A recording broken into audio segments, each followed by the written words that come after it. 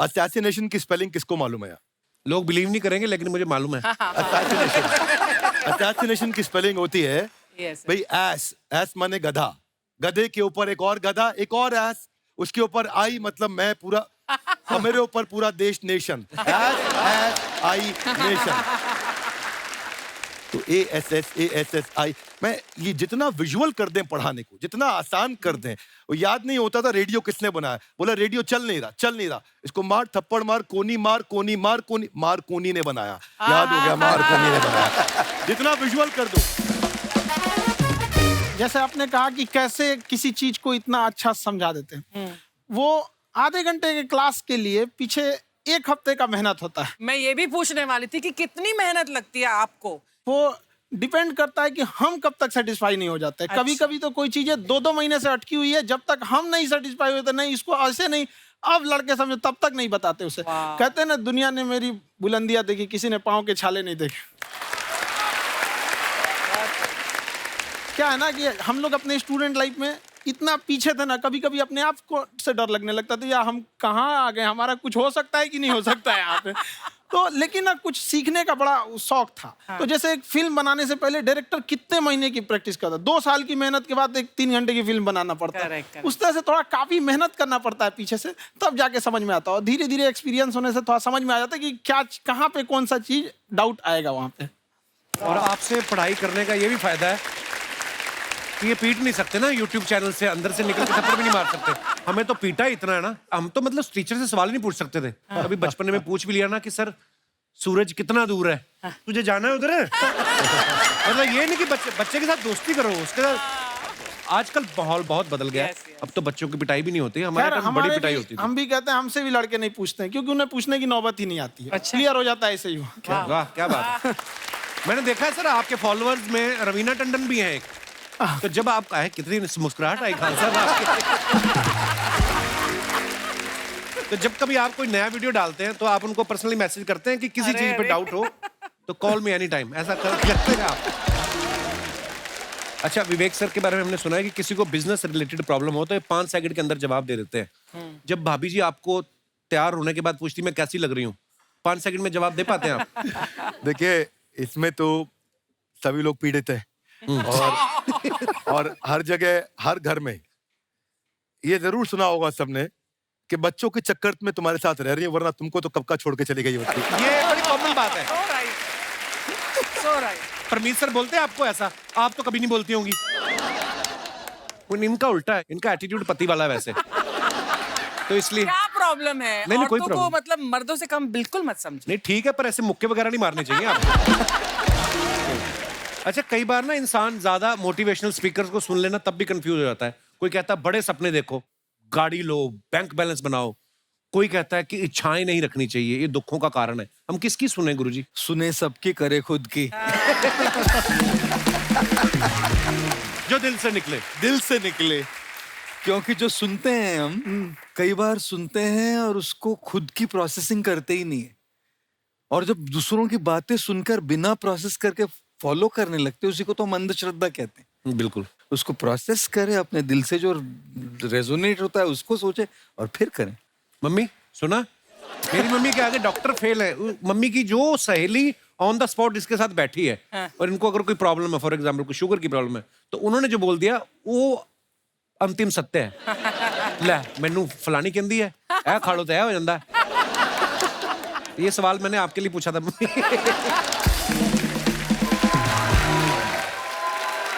I wanted to ask Khan sir कि आपका एक एपिसोड था ट्रेन के बारे में, कि ट्रेन में ऐसा क्यों होता है, शुरुआत में ऐसा हुआ था, ये यहाँ पर बोगी के लिए ये कनेक्शन, तो ये सोर्स क्या होते हैं आपके, कहाँ से आपसे सुन लेंगी, उसके बाद खुद का चैनल शुरू करेंगी।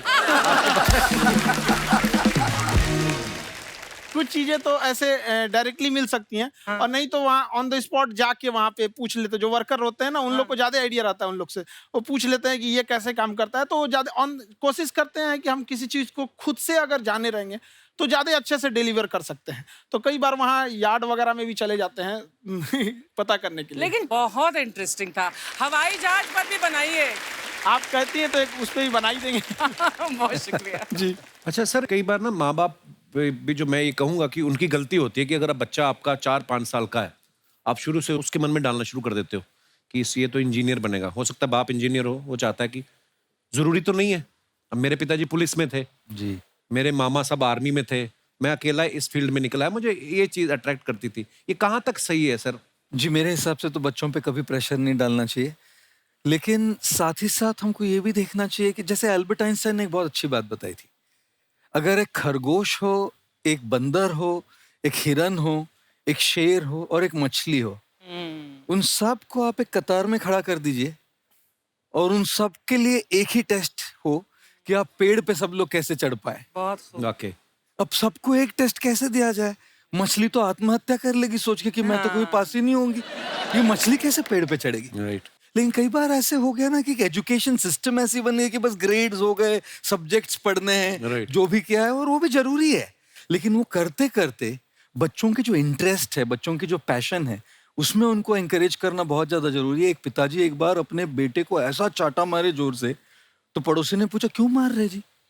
बोला कल रिजल्ट है इसका। कल रिजल्ट। तो बोले रिजल्ट कल है ना साहब, तो आज क्यों मारने? कल बाहर गाँव जा रहा हूँ, कल का काम आज निपट के करता हूं। कहने का मतलब ये है कि आप देखिएगा कि अगर आप बच्चों को अपने कॉम्पिटेंस के हिसाब से नहीं देंगे तो ये चाटे ही खाते रहने पर फेल ही होते रहेंगे। बहुत खूब। ओके, अच्छा, विवेक सर का एक कहना है कि बच्चों का अगर 95% से ज्यादा मार्क्स आते हैं वो भी खतरनाक होते हैं। 75 से 85% वाले जो बच्चे होते हैं लाइफ में बड़ा अच्छा करते हैं। अच्छा। कभी किसी पेरेंट्स ने आके कहा है कि आपकी वजह से मेरा 95% वाला बच्चा 75 पे आ गया? नहीं, बेसिकली 95% देखिए स्कूल में जो पढ़ाई हो रही है, जो बताया, वो classroom based conceptual theoretical approach है। और उसमें बच्चे को क्या चाहिए, एक कॉन्सेप्ट होता है कि जिस सब्जेक्ट में 10 में से 3 आ रहे हैं उस पर फोकस करने की जगह वहां फोकस करो जिसमें 10 में से 7 आ रहे हैं, ताकि उसका सुपर स्पेशलिस्ट बने। पर वहां सब कुछ पोर किया जा रहा है, तो 95% के चक्कर में, 98% के चक्कर में अपनी ओवरऑल डेवलपमेंट कर नहीं पाता है। और ये पुराने पैटर्न्स के कारण हमारे यहाँ बच्चे डेवलप नहीं हो रहे हैं, और पैटर्न्स इतने मजबूत हैं। तो मैं ये लोगों को बोलता हूँ कि बच्चे को जो उसको आता है, जो उसको भाता है, जो बाजार चाहता है, जब इनका कॉम्बिनेशन बन जाता है तो बच्चा इतना सफल हो जाता है कि उसके मुकाबले कोई और खड़ा नहीं हो पाता। क्या बात है, बहुत अच्छी बात। मैं देखो, ये पुराने बिलीफ तोड़ने जरूरी हैं। आप जानते हैं गाय दूध देती है, यस नो? नो, गाय दूध नहीं देती, गाय का दूध निकालना पड़ता है। ये पुराना पैटर्न है भाई। ऐसे ही कामयाबी, सफलता अपने आप नहीं मिलती है, वो भी निकालनी पड़ती है। तो ये लाइफ में कुछ पाने के लिए हमारे को कुछ खोना पड़ता है। Would you agree with me, yes no? No, कुछ पाने के लिए कुछ करना पड़ता है, खोना नहीं पड़ता है। तो ये हमारे बड़े पुराने पैटर्न है जी, क्योंकि डर के आगे नहीं होती है जीत, डर के आगे दर्द होता है। उसके बाद सीखे तो फिर जीत होती है। पर चक्कर क्या है, हमारे पुराने पैटर्न बड़े सारे बने हुए हैं, और वही पुराने पैटर्न के चक्कर में कि जितनी चादर उतना पैर पसारो। क्यों पसारो? डबल बेड की चादर लाओ, नई चादर लाओ, पैर बाहर निकालो, आगे बढ़ो। So we got to break those patterns. आगे निकलिए, बेटर बिलीफ्स डेवलप करिए, आसपास अच्छे लोगों की संगत रखिए, पैटर्न्स को बदलेंगे, चीजें बदलेंगी। जैसे अर्चना जी आप कह रही थी ना कि रेलगाड़ी के ऊपर कैसे वीडियो बनाया खान सर ने, ये एजुकेशन के साथ साथ कोई गंभीर विषय के ऊपर या कोई देश के ऊपर कोई ऐसा कोई मुद्दा, कोई करंट टॉपिक चल रहा है उसके ऊपर भी वीडियो बनाते हैं। Yes, I've seen. अब मैंने सुना है कि आपको कोई धमकी वमकी, किसी हमला भी हुआ आपके ऊपर, है? क्या हुआ था वो? बम मार दिया था सर। हैं? आपके घर पे? हाँ, मेरे कोचिंग इंस्टीट्यूट पे 8-10 ठो फेंक दिया सब। क्यों? एक्चुअली हम पढ़ाई जो क्लासेज है तो उसके हम बहुत कम फी लेते हैं, नॉमिनल। अभी भी कोई लड़का क्लास करना चाहता है, पूरा सब्जेक्ट 200 में कर लेता है, फीस ही हो पूरे सिलेबस की 200 रुपए? हाँ। तो बाकियों को थोड़ा सा प्रॉब्लम आने लगा और हमको समझाएं, हम कहें हमको क्या दिक्कत है, क्योंकि बहुत सारे लड़के जब हम लोग अपने स्टूडेंट लाइफ में थे, इंटरमीडिएट क्रॉस किए थे, तो हमारे साथ के कुछ लड़के पढ़ने के लिए चले गए थे दिल्ली, उनको यूपीएससी निकालने के लिए चले गए थे। हालांकि जो गए थे उनमें किसी का नहीं हुआ। तो हम लोग ना उनको जब स्टेशन छोड़ने आए तो बड़ा भारी मन से हम लोगों ने विदा किया कि इन लोग के गार्जियन कितने पैसे वाले, इन्हें भेज दिए वहां, हम लोग के नहीं भेज सकते थे। तो ऐसे लाखों स्टूडेंट है जिनके गार्जियन नहीं भेज सकते। इनका मतलब गरीब होना कोई अपराध नहीं है, उसे कोई पढ़ाई से नहीं रोक सकता। बिल्कुल।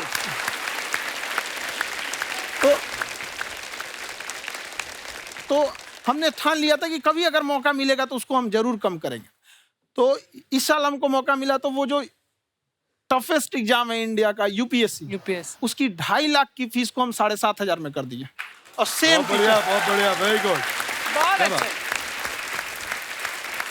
और इंडिया के सबसे बेस्ट टीचर के साथ जो भी हैं वो अपने सब्जेक्ट में उससे बेस्ट इंडिया में कोई नहीं। और इतना के बावजूद ऐसे हम लोग को लगता होगा 7,500 बहुत कम है।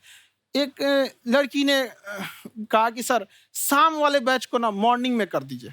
हम कहे बाबू तो इतना सबके इंडिविजुअल से तो बैच ट्रांसफर नहीं, क्या प्रॉब्लम है? उसने कहा ना शाम में हमको दूसरे के यहाँ बर्तन मांजने जाना होता है। तो हम लोग को लगता है कि जितना ये तकलीफ इससे कई गुना ज्यादा है। और कई बार तो ऐसा लगता है कि वो भी ना ले।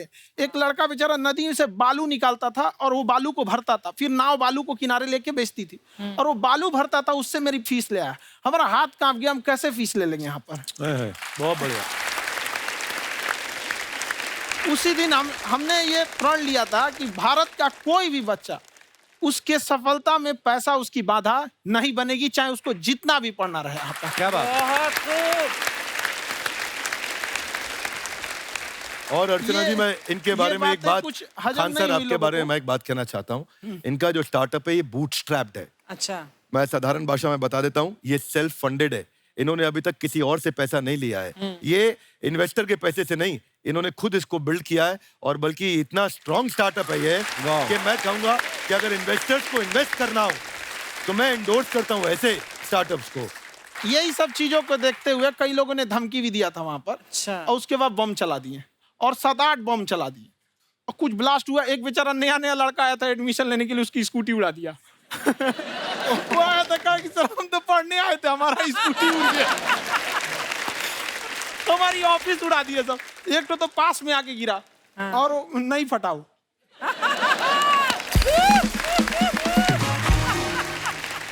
बाद में बहुत सारे लोग धमकियां दिए, लेकिन कहते हैं ना सूरज कितना भी तेज चमक ले समंदर नहीं सुखा सकता। वाह वाह वाह, क्या बात है। बहुत अच्छे। मैम एक्चुअली ये फीस कम करने का एक और रीजन है। 2.5 लाख 3 लाख की जो फीस में सब लोग पढ़ाई एफोर्ड नहीं कर पाते, इसलिए वो कुछ ही लोग एफोर्ड कर पाते हैं, तो उनका मेंटल लेवल तो बहुत ऊपर चला जाता है। लेकिन एक पूरे देश का मेंटल लेवल थोड़ा सा स्टेबल नहीं हो पाता।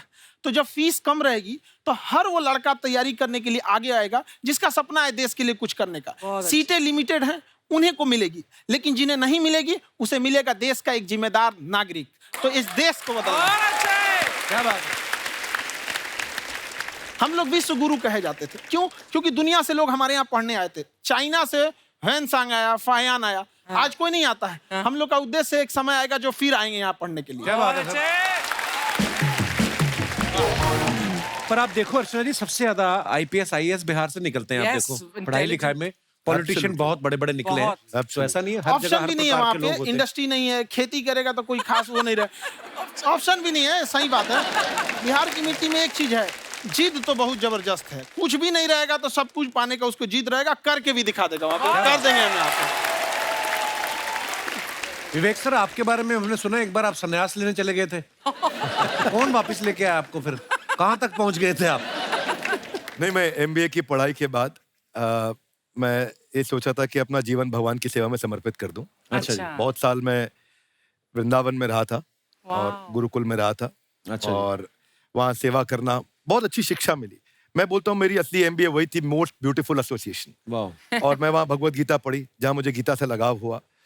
तो मेरे गुरुजी का आदेश था कि आप भगवत गीता को बिजनेस मैनेजमेंट के साथ जोड़ के देश दुनिया में बताओ। मेरे को लगा बड़ा मुश्किल काम है। मैंने बाद में देखा कि डॉक्टर स्टीफन कॉवी, जिनकी किताब है 7 habits of highly effective people, आप सबने पढ़ी होगी, उन्होंने बोला मैंने 7 हैबिट भगवत गीता से लिए। और हमारे देश के लोग ऐसे हैं जो मेरी किताब पढ़ते हैं, जो कि 3.5 मिलियन कॉपीज बिक चुकी हैं, और भारत में भगवत गीता नहीं पढ़ते। तो मुझे लगा कि मैं गीता विद मैनेजमेंट के ऊपर आकर के बातचीत करूं। मुझे लगा बहुत कठिन होगा, पर मेरे गुरुजी का आदेश था कि कठिनाई आपको तभी तक दिखेगी जब कठिनाई को देखोगे। तो एक छोटा उन्होंने मुझे बताया, पूछा कि इस कमरे में लाल रंग कितनी जगह है, देखो आप भी एक बार जरा देख के बताओ। 7-8 जगह लाल रंग दिख रहा है यहाँ पे आपको? 1 ये 2, वो लाल रंग टी शर्ट पे 3 4 5, ये लाल हो गया 6, उधर लाल हो गया 7, एप्पल लाल, बिल्कुल ठीक 7। पर जब आप लाल रंग ढूंढ रहे थे तो क्या आपको हरा रंग दिख रहा था? Yes no? नहीं। जब आप लाल रंग ढूंढ रहे थे तो क्या आपको काला रंग दिख रहा था? Yes no? नहीं। नो। जिंदगी भी ऐसी है, जो ढूंढोगे वही मिलेगा, बाकी कुछ नहीं मिलेगा। तो उन्होंने कहा कि आप इसी सोल्यूशन पे फोकस करो और गीता के मैसेज को पहुंचाओ। तो मैं बिजनेस मैनेजमेंट के प्रोग्राम्स कॉर्पोरेट्स में करने शुरू किए, क्योंकि गीता पहला मोटिवेशनल सेमिनार जो पृथ्वी के इतिहास में कपिल जी हुआ, वो कृष्ण ने दिया था। पहले मोटिवेशनल स्पीकर इस पृथ्वी के इतिहास के कृष्ण थे, जिन्होंने अर्जुन को रणभूमि में मोटिवेट किया था।